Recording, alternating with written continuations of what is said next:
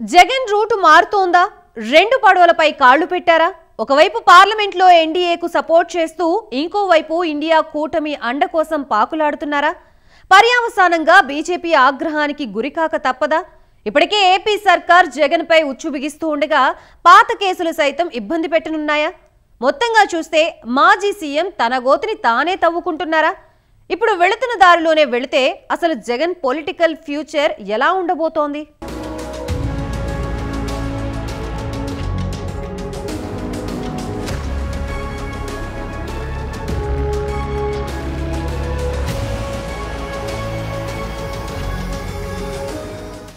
మాజీ CM Jagan route మారుతోందా అంటే అవునని అంటున్నారు రాజకీయ పరిశీలకులు. అయితే తన అవసరాల కోసం ఒకవైపు బీజేపీని ఇంకోవైపు ఇండియా కూటమిని వాడుకోవాలనుకుంటున్న జగన్ ప్లాన్ బెడిసి కొట్టడం ఖాయమన్న విశ్లేషణలు సైతం వినిపిస్తున్నాయి. రెండు పడవలపై కాళ్లు పెట్టిన జగన్ బీజేపీ టార్గెట్లోకి వెళ్లిపోయారని అంటున్నారు. 2019 ముందు నుంచే కేంద్రంలోని ఎన్డీఏ కూటమికి ప్రతి విషయంలో అడగకుండానే భేషరతుగా సపోర్ట్ చేస్తున్న జగన్ కేవలం కేసుల బెడద నుంచి తప్పించుకునే ప్రయత్నం చేస్తుండగా ఇప్పుడు తనకు కష్టం వచ్చిన నేపథ్యంలో అండగా నిలబడేలా ఇండియా కూటమికి దగ్గరవుతున్నారని అంటున్నారు.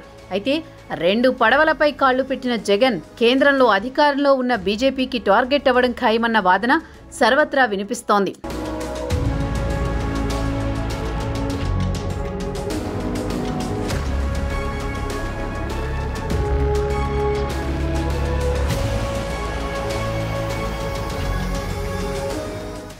ఏపీలో చంద్రబాబును ఇరకాటంలో పెట్టేందుకు ఢిల్లీ కాంగ్రెస్ పెద్దలు వైసీపీ నేతలు కలిసి ప్లాన్ చేస్తున్నారా? జాతీయ రాజకీయాల్లో జగన్మోహన్ రెడ్డిని హైలైట్ చేసేందుకు కాంగ్రెస్ పెద్దలు సుముఖత వ్యక్తం చేశారా? ఈ ప్రశ్నలకు ఢిల్లీ రాజకీయ వర్గాల్లో అవుననే సమాధానం వినిపిస్తోంది.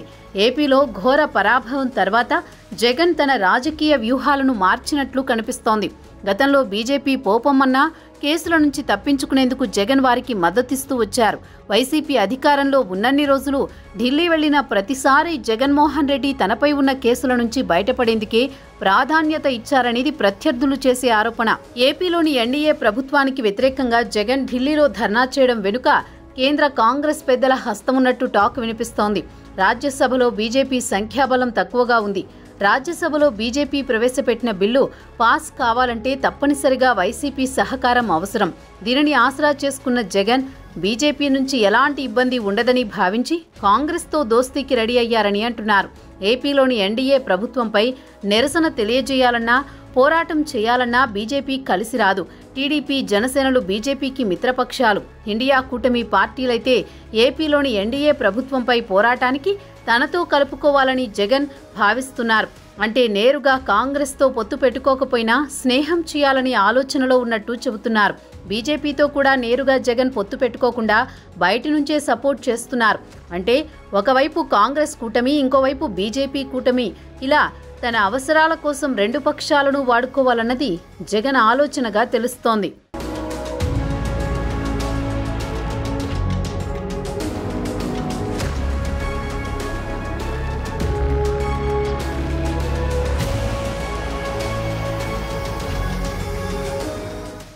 జగన్ 5 ఏళ్ల పాలనతో విసిగిపోయిన ఏపీ ప్రజలు ఓటు ద్వారా ఆయనను గద్దె దింపారు. అసెంబ్లీలో ఆయన పార్టీని కేవలం 11 స్థానాలకే పరిమితం చేసి కనీసం ప్రతిపక్ష హోదాకు కూడా అర్హత లేదు పొమ్మన్నారు.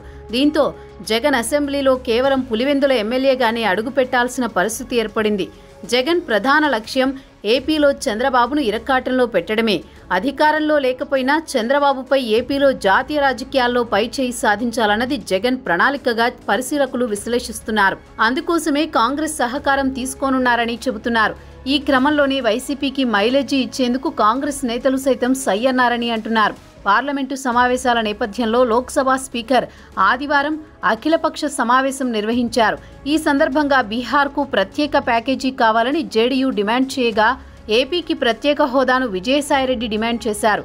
ఇదే విషయాన్ని కాంగ్రెస్ నేత జైరాం రమేష్ ట్వీట్ చేశారు. జేడీయూ ప్రత్యేక హోదా అడిగింది, ఏపీలో వైసీపీ మాకు ప్రత్యేక హోదా కావాలని కోరింది. కానీ తెలుగుదేశం మాత్రం ఆ మాట ఎత్తలేదని ఆయన ట్వీట్లో పేర్కొన్నాడు.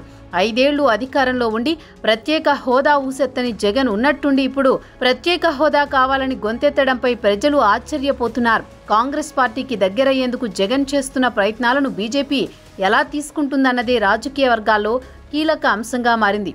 ఖచ్చితంగా జగన్ బీజేపీకి టార్గెట్ అవ్వడం ఖాయమని అంటున్నారు.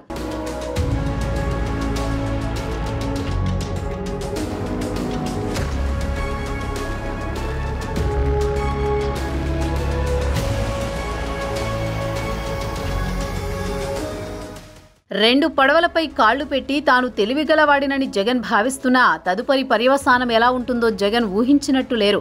ఢిల్లీ ధర్నాలో ఇండీ కూటమి నేతలంతా జగన్కు మద్దతు పలికారు. ఇప్పుడు ఆయన బీజేపీకి మద్దతుగా ఎలాంటి స్టాండ్ తీసుకున్నా ఆయన రాజకీయంపై అందరూ నమ్మకం కోల్పోవడం ఖాయం. ఆయనకు ఇండియా కూటమి నేతలంతా ఏకపక్షంగా మద్దతు పలికారు.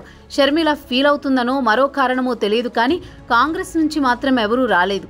కానీ కూటమి నుంచి నేతలంతా వచ్చారంటే వ్యూహాత్మకమేనని అనుకోవచ్చు. 2014 నుంచి జగన్ బీజేపీకి మద్దతుగానే ఉన్నారు.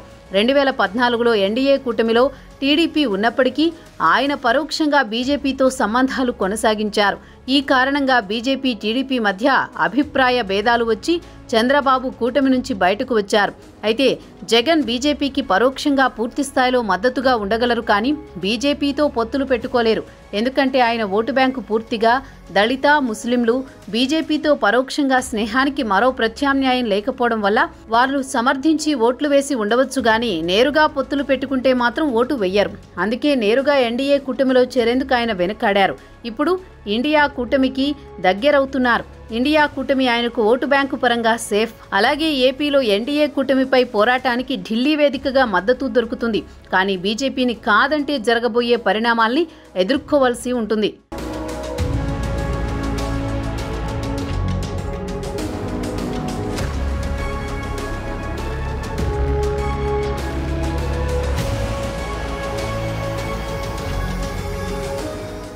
రెండు పడవలపై కాళ్లు పెట్టి అటూ ఇటూ ఎటూ కాకుండా పోయినా ఆశ్చర్యం లేదు. కేంద్ర ప్రభుత్వానికి అంశాల వారీగా మద్దతిస్తామని గతంలో జగన్ ప్రకటించారు. అయితే ఇక ముందు ఎలాంటి అంశమైనా వైసీపీ తరపున ఆయన వ్యతిరేకించాల్సిందే. లేకపోతే బీజేపీతో సంబంధాలు కొనసాగుతున్నాయని ఇండియా కూటమి నేతలు అనుకుంటారు. కేంద్రంలో బీజేపీపై పోరాటంలో ఇండియా కూటమికి జగన్ మద్దతు ప్రకటించకపోతే ఆయనకు ఇక ఏ విషయంలోనూ ఆ వైపు నుంచి సపోర్ట్ రాదు. ఇప్పుడు మద్దతు ప్రకటించినందుకు వారు చింతించే అవకాశం ఉంది. ఎన్డీఏ కూటమి వైపు నుంచి ఆయనకు ఎలాగూ సపోర్ట్ రాదు. కూటమిలో టీడీపీ, జనసేన ఉంటాయి. అయితే బీజేపీతో ఆయన పరోక్ష సంబంధాలను కొనసాగించవచ్చు, కానీ దానివల్ల ఆయనకు ఎంత లాభం జరుగుతుందో అంచనా వేయడం కష్టమే. అంటే ఢిల్లీ ధర్నాలో తనకు సంఘీభావం తెలిపిన ఇండియా కూటమిని కాదని ఆయన బీజేపీకే మద్దతుగా ఉంటానని వెళ్తే రెంటికీ చెడ్డ రేవడి అవుతారు.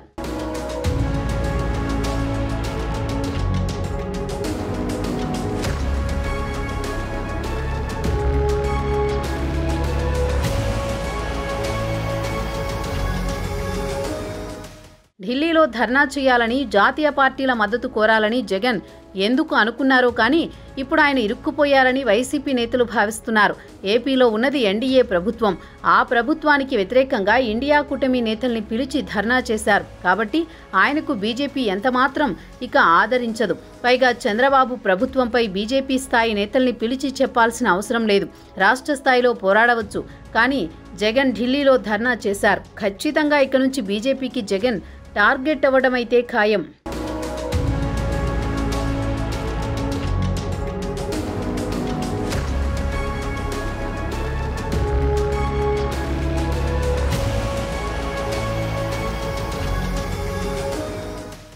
జగన్ మీద బోలెడన్ని కేసులున్నాయి. ఇప్పటి వరకు తమకు సాయం చేస్తున్నారన్న కారణమో మరేదో తెలియదు, కానీ బీజేపీ వచ్చాక 2014 నుంచి జగన్ కేసుల్లో పురోగతి లేదు. అయితే ఇప్పుడు తమ శత్రువైన కాంగ్రెస్ కూటమి వైపు జగన్ సానుకూలంగా చూస్తూ ఉండటంతో జగన్ కేసుల్లో కదలిక రావడం ఖాయంగా కనిపిస్తోందని అంటున్నారు. అసలు జగన్ మనసులో ఏముంది? ఆయన పొలిటికల్ ఫ్యూచర్ ఎలా ఉండబోతోంది?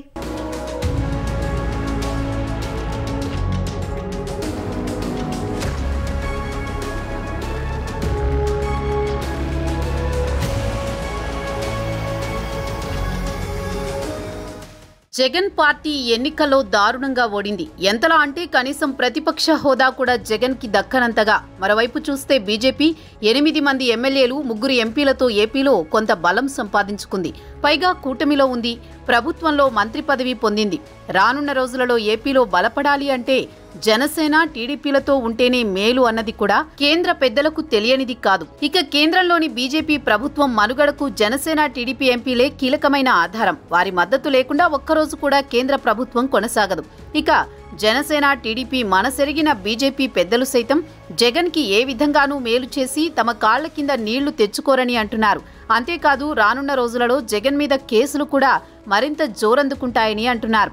అలాగే ఆయన 5 ఏళ్ల పాలన మీద టీడీపీ నుంచి వచ్చిన నివేదికలు కూడా బీజేపీ వద్ద ఉన్నాయని అంటున్నారు. గత 5 ఏళ్లు బీజేపీ పెద్దలు అడిగినప్పుడల్లా జగన్ కి అపాయింట్మెంట్లు ఇచ్చారు. అంటే ఆనాడు ఆయన రాజకీయంగా బలంగా ఉన్నారు, పైగా అధికారంలో ఉన్నారు, సీఎంగా కూడా హోదాలో ఉన్నారు. దాంతో రాజ్యసభలో తన అవసరాల కోసం కూడా బీజేపీ సహకరించింది అని అంటున్నారు. ఇప్పుడు అంతా ఉల్టా అయిందని, ఏ విధంగా చూసినా జగన్ కి కేంద్ర బీజేపీ పెద్దల నుంచి సానుకూలత దొరకదు అని అంటున్నారు. పైగా ఇప్పుడు బీజేపీకి బద్ధశత్రువైన కాంగ్రెస్ కూటమితో జగన్ స్నేహం చేయాలనుకోవడం చూస్తే జగన్ బీజేపీకి టార్గెట్ అయ్యారన్న వాదన బలంగా వినిపిస్తోంది.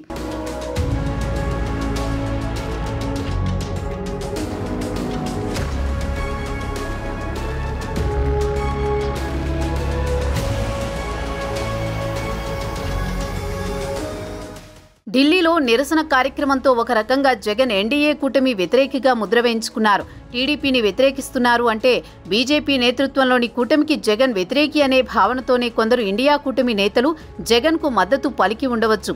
మరి జగన్ రేపొద్దున ప్రధాని నరేంద్ర మోదీతో అలాగే ఎన్డీఏ ప్రభుత్వంతో ఎలా వ్యవహరిస్తాడు అన్నది ఆసక్తికరం.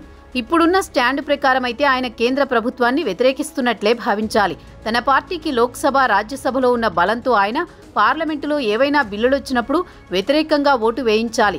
అలాగే ఎన్డీఏ ప్రభుత్వం మీద విమర్శలు ఎక్కుపెట్టాలి. అప్పుడు ఇండియా కూటమి నేతలు మరింతగా జగన్ను ఓన్ చేసుకుంటారని భావించవచ్చు. కానీ బీజేపీ కూడా భాగస్వామి అయిన ఏపీ ప్రభుత్వాన్ని తిడుతూ తర్వాత కేంద్రంలో అధికారంలో ఉన్న ఎన్డీఏ ప్రభుత్వానికి మద్దతుగా నిలిస్తే జగన్ క్రెడిబిలిటీ దారుణంగా దెబ్బతింటుంది.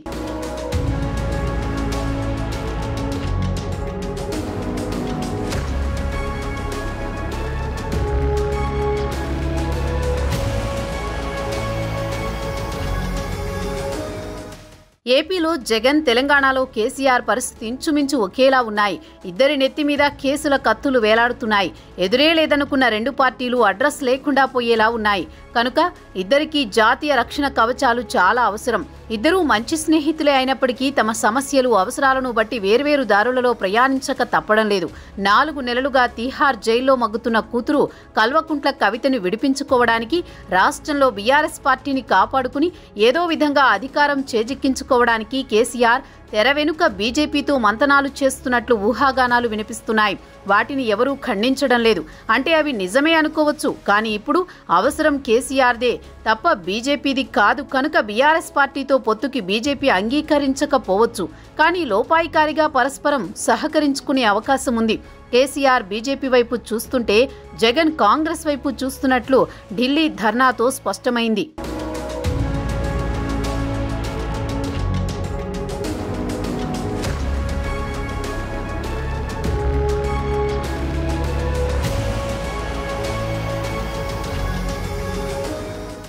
అయితే తాజాగా జగన్ మాట్లాడుతూ కాంగ్రెస్ పార్టీ తమ నిరసన దీక్షకు రాలేదన్నారు. అంతేకాదు బీజేపీని కూడా ఢిల్లీ దీక్షకు పిలిచామని చెప్పారు. శుక్రవారం జగన్ మీడియాతో మాట్లాడుతూ ఏపీ ప్రభుత్వ తీరుకు నిరసనగా దేశ రాజధాని ఢిల్లీలో వైసీపీ చేసిన ఆందోళనకు ప్రతిపక్ష ఇండియా కూటమిలోని పార్టీలన్నీ వచ్చాయి. కూటమిలో అతిపెద్ద పార్టీ అయిన కాంగ్రెస్ ఎందుకు సంఘీభావం ప్రకటించలేదని ప్రశ్నించారు. మణిపూర్ పరిస్థితులపై ఆందోళన వ్యక్తం చేస్తున్న కాంగ్రెస్కు మణిపూర్లో ఒక రూల్, ఏపీలో మరో రూలా అని నిలదీశారు. మణిపూర్ తరహా పరిస్థితే ప్రస్తుతం ఏపీలో కూడా ఉంటే ఎందుకు రియాక్ట్ కావడం లేదని క్వశ్చన్ చేశారు. ఎన్డీఏ కూటమిలో కీలకమైన టీడీపీతో కాంగ్రెస్కు ఏపీ సీఎం చంద్రబాబు, తెలంగాణ ముఖ్యమంత్రి రేవంత్ రెడ్డి మధ్య లింకేంటి? ఆ అనుబంధంపై వాళ్లని అడగాలన్నారు. ఏపీలో ప్రభుత్వ తీరుకు వ్యతిరేకంగా తమతో కలిసి వచ్చే పార్టీలతో కలిసి పోరాడుతామని స్పష్టం చేశారు. కాంగ్రెస్ పార్టీ ఎందుకు రాలేదు అని కాంగ్రెస్ పార్టీని అడగాల. చంద్రబాబు నాయుడుకు వాళ్లకు ఉన్న సంబంధాలు ఏమిటి అని కాంగ్రెస్ పార్టీని అడగాల. రేవంత్ రెడ్డి ద్వారా చంద్రబాబు నాయుడు ఏ రకంగా కాంగ్రెస్ పార్టీ పెద్దలతో కాంటాక్ట్ మెయింటైన్ చేస్తా ఉన్నాడని కాంగ్రెస్ పార్టీని అడగాల. రాష్ట్రంలో జరుగుతూ ఉన్న అరాచకాలు కళ్ళ ఎదుటే కనిపిస్తూ ఉంటే మణిపూర్లో ఏమో ధ్వజమెత్తుతాడు, ఆంధ్ర రాష్ట్రంలో అటువంటి గొడవలే ఇక్కడ జరుగుతూ ఉన్నప్పుడు, అంత దారుణంగా అగత్యాలు జరుగుతూ ఉన్నప్పుడు ఎందుకు మరి వచ్చి మద్దతు ఇవ్వడం లేదు? అడగాల కదా. అంటే వాళ్ళకు అనుకూలమైన రాష్ట్రంలో ఏదైనా గొడవలు జరిగినా అడక్కపోవడం ధర్మమేనా? వాళ్ళకు వ్యతిరేకంగా ఉన్న రాష్ట్రాల్లో మాత్రమే గొడవలు జరిగితే అక్కడ మాత్రమే ప్రశ్నించడం న్యాయమేనా? నా వరకు నేనైతే చెప్తా ఉన్నా, ఎవరైతే వచ్చి మనకు మద్దతు ఇస్తారు, ఎవరైతే రాష్ట్రంలో జరుగుతూ ఉన్న అన్యాయాల మీద తోడుగా ఉంటారు, ఖచ్చితంగా వాళ్ళందరితో కలిసి ఖచ్చితంగా పోరాటం చేసే కార్యక్రమంలో, అడుగులు ముందుకు వేసే కార్యక్రమంలో జరుగుతాయి. బీజేపీని పిలిచాము, కాంగ్రెస్ను పిలిచాము, సమాజ్వాదీ పార్టీని పిలిచాము, మన మమతా బెనర్జీ గారిని పిలిచాము, అన్ని పార్టీలను పిలిచినాము. వచ్చిన వాళ్ళందరితో కలుపుకొని, వచ్చిన వాళ్ళందరితో కలిసి పోరాటం చేసే విధంగా అడుగులు వేస్తాం.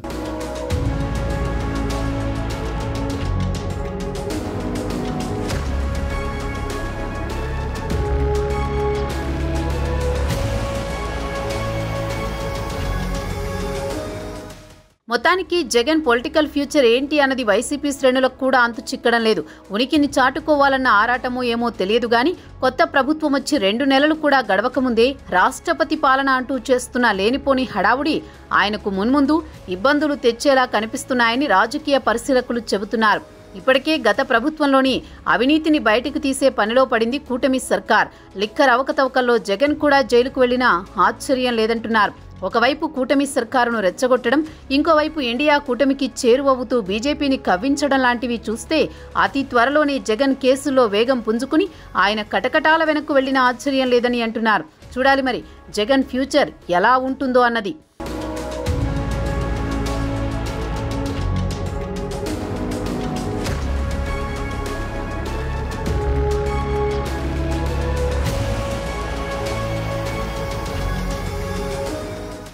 గతంలో జగన్ జైలుకు వెళ్లినప్పుడు పార్టీని నడిపించేందుకు షర్మిల, విజయమ్మ అండగా నిలబడ్డారు. ఇప్పుడు గనక జగన్ జైలుకు వెళితే వైసీపీ పార్టీలో ఆధిపత్యం కోసం పోటీ పడుతున్న ఆ 4 నేతలు పార్టీని నిలువున 4 ముక్కలు చేసినా ఆశ్చర్యం లేదంటున్నారు రాజకీయ విశ్లేషకులు. మరి 2 పడవలపై కాళ్లు పెట్టిన జగన్కు పర్యావసానంగా ఎటువంటి పరిస్థితులు ఎదురు కాబోతున్నాయి? ఒకవేళ ఆయన జైలుకు వెళితే వైసీపీ పరిస్థితి ఏమవుతుంది అన్నది మాత్రం కాలమే తేల్చాలి.